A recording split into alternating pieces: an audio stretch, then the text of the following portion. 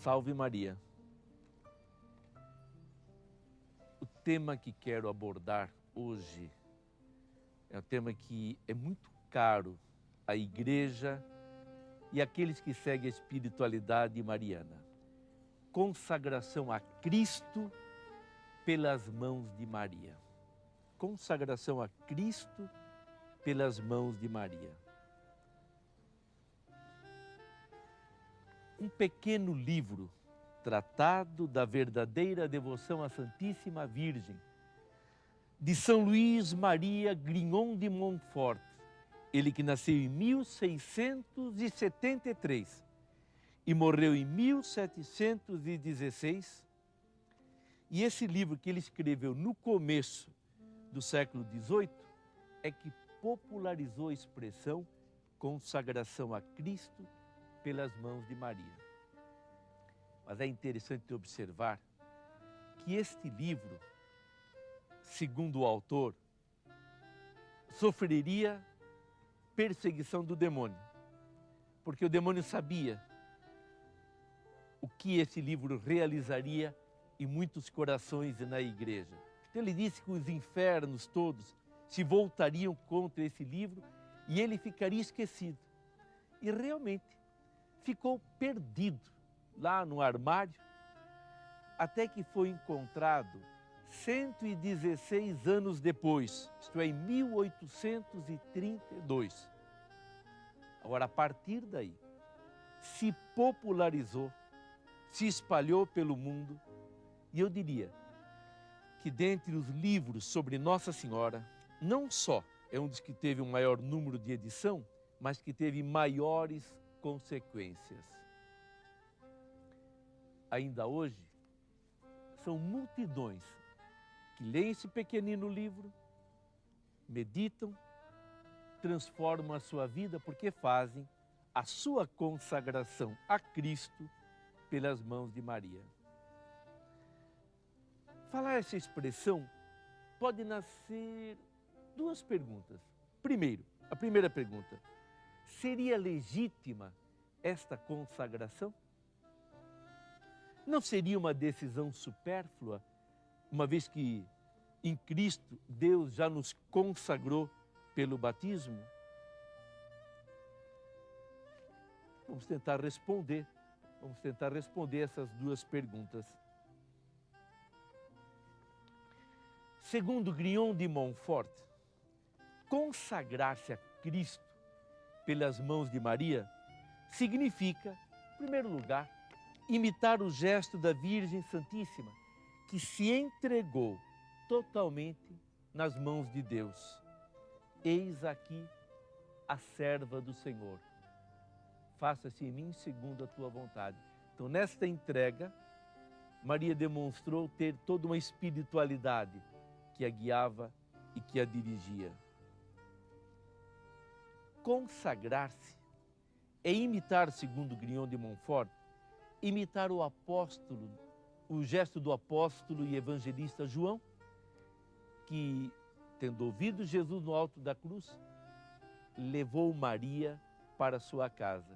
Então, consagrar-se significaria isto, levar Maria consigo, no seu coração, pensar sempre nela, para aprender com ela a amar Jesus Cristo. Consagrar-se significa também refugiar-se sob a proteção de Maria e viver aquela experiência que Jesus viveu em Nazaré. Viveu na dependência de Maria durante uma grande parte de sua vida.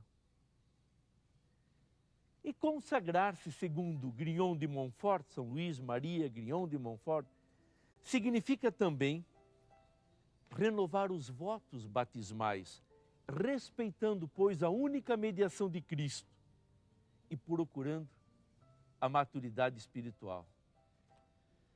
É nesse sentido que há uma observação do Papa João Paulo II que eu gostaria de relembrar.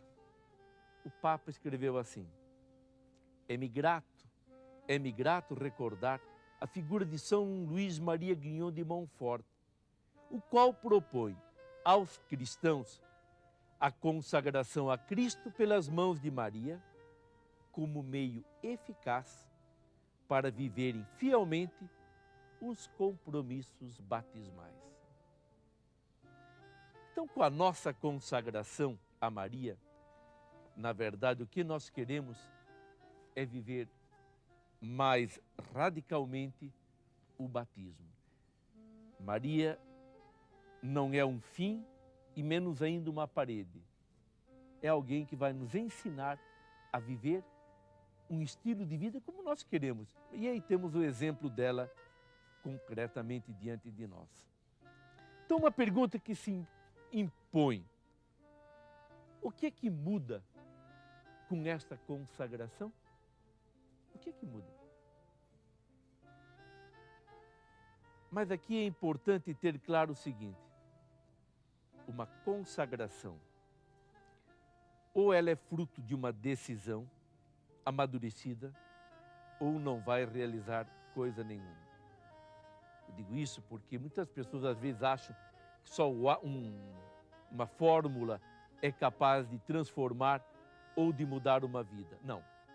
A fórmula é a expressão de um caminho, de uma decisão, de um processo de conversão. Então, o que é que muda com esta consagração?